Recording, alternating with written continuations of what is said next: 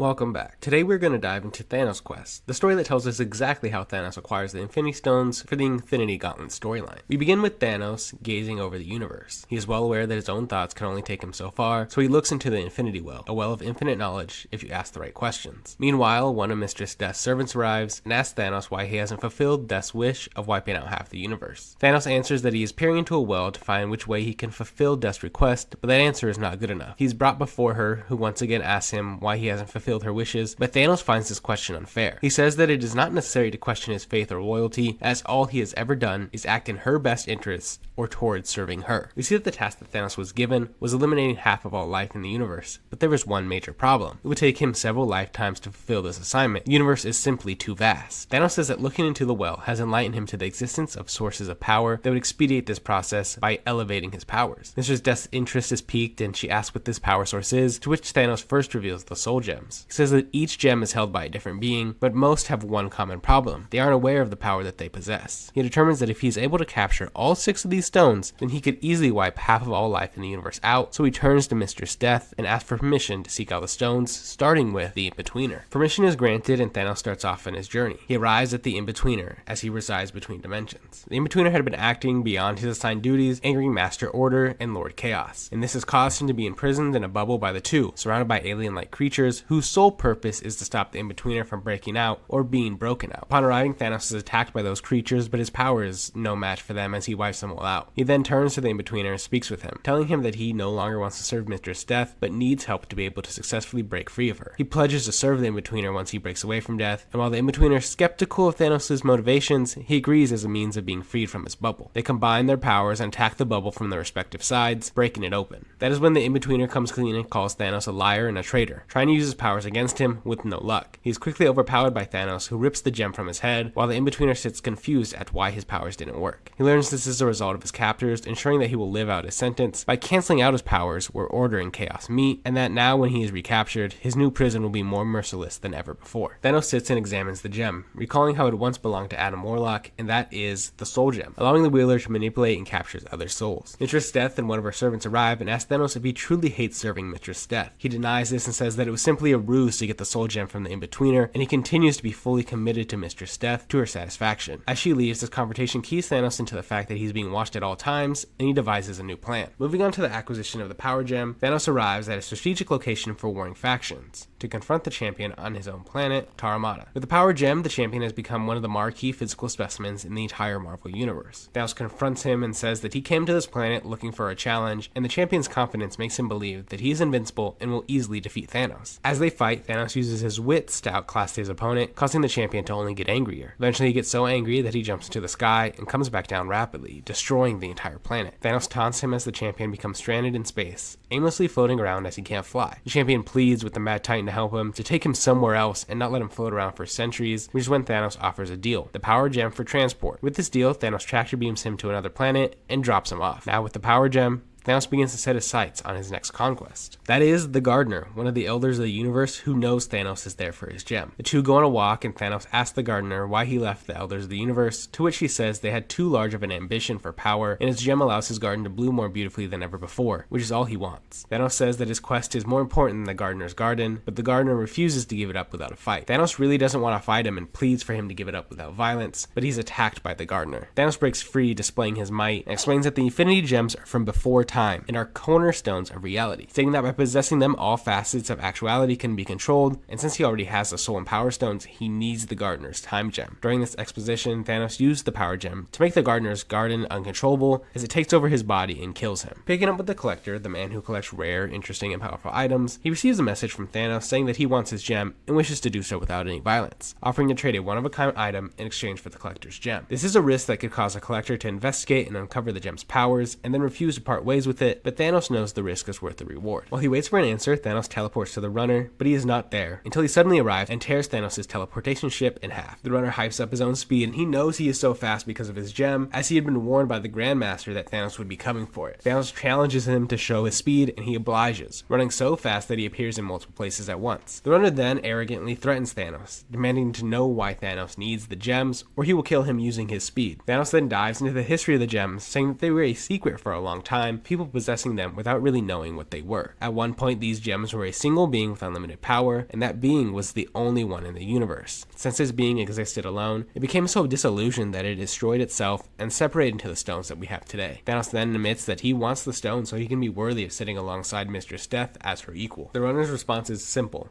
He says Thanos' desires will go unfulfilled as he will kill Thanos and hold the secrets of the gems to himself for all eternity. Thanos then taunts the runner, saying that he chose to boast instead of running away like the Grandmaster advised, and in his taunting, Thanos says that the runner isn't really even fast. He just creates wormholes using his subconscious to teleport himself before his mind can catch up to his thoughts because he is in possession of the space gem. So his speed comes from teleportation, not actual speed. During this conversation, Thanos was using the time gem to age the runner 1,000,000 years, and it makes him feeble, effortlessly plucking the space gem from him. He then uses the time gem again to turn the runner into a baby, saying it's time to go meet his uncle Collector, and then teleports into his lair. Thanos presents the runner to the Collector and hands him over, receiving an Infinity Gem in exchange. Thanos tells the Collector that he possessed the Reality Gem, the ability to manipulate all of reality. Thanos uses the gem to warp the fabric of reality to the Collector's dismay as he realizes the immense power he gave away. He then warns Thanos that the Grandmaster will not be duped as easily as he was, and Thanos smugly responds that the time dilation he used on the runner was only temporary as the runner turns back into his original form, arguing with the Collector about his intentions to add him to the collection. Meanwhile, Thanos teleports away, and we cut back to see that the Grandmaster has been monitoring all of Thanos' quest, prepared for his attempt at collecting this final stone.